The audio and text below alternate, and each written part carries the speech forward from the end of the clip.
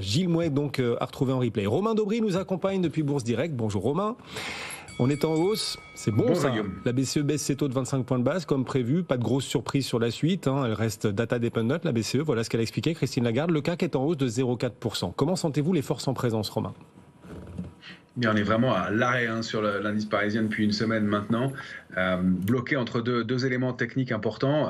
D'une part, des niveaux de couverture qui ont été rehaussés et un niveau de 7400 points sur le futur CAC 40 qui sert de support, sur lequel on rebondit systématiquement depuis une semaine. Et puis, en même temps, un plafond de verre, puisque toutes les extensions haussières, on les revend. On est monté à 7510 ce matin et bien, la spéculation qui drive beaucoup ces arbitrages-là a revendu ces niveaux-là.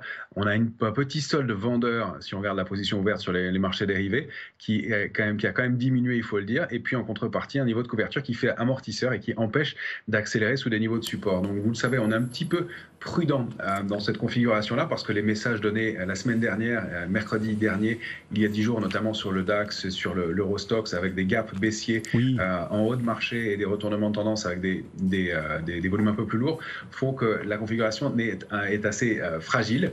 Maintenant, le stress est identifié par les opérateurs et puis la volatilité est toujours montée autour de 18-20, ce qui veut dire qu'on n'est pas complètement complaisant. On a identifié ces niveaux-là. Le risque pour nous, c'est si on enfonce ce niveau de 7300, 350 sur le CAC 40, bien, on a un risque d'accélération baissière jusqu'à 250. Ça, ce serait le dernier support majeur avant un sell-off et un risque de baisse beaucoup plus marqué parce que là, on a moins de couverture et il y a un effet technique qui déclencherait une baisse complémentaire plus importante.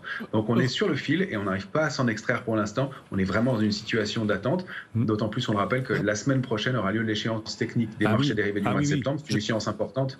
C'est dans 8 jours, mais ça va commencer à avoir des incidences sur le marché. Non pas que ça en est systématiquement, mais si on déborde ou si on rompt des niveaux techniques, eh bien, il peut y avoir des mouvements accentués. Antoine aussi vous interroge, Romain. Oui, du côté des valeurs. Alors c'est vrai que vous regardez pas mal les ETF, les trackers en ce moment. Il y a le MSCI New Energy. C'est vrai qu'on parlait pas mal de ces anciennes vedettes du début des années 2010, tous les trackers sur les énergies renouvelables, etc. Vous voyez une opportunité en ce moment ?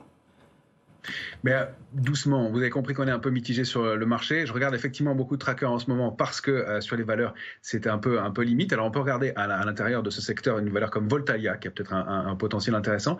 Ce qu'il faut remarquer sur cet ETF qui est composé de pas mal de valeurs liées à l'énergie. On a Schneider Electric à l'intérieur, on a Iberdrola, First Solar, Vestas, Samsung entre autres.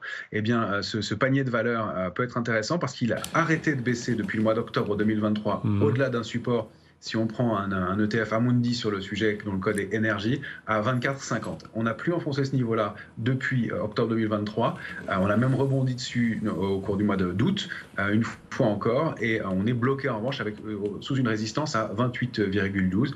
On n'est pas très loin de ce niveau-là. Or, il y a 2 jours, on a eu un mouvement de hausse avec des volumes très significatifs sur ce panier de valeurs, et puis un gap aussi aujourd'hui qui nous ramène plutôt vers la borne haute de ce trading range et qui peuvent redonner de l'intérêt. On sait que les opérateurs sont en recherche de secteurs un peu en retard, de secteurs moins chers. Il y a peut-être des choses à faire de ce côté-là dans l'immédiat. Donc il faudrait passer à 28,12 et si c'est le cas, on pourrait accélérer au moins jusqu'à 31,84. Donc il y a peut-être un rattrapage effectivement de ce côté-là pour l'instant. ETF New Energy. Merci beaucoup Romain Daubry. On vous retrouvera à la clôture des marchés à 17h35. Franchement, ça existe, les leaders des solutions climatiques qui marchent en bourse. Émilie Da Silva est donc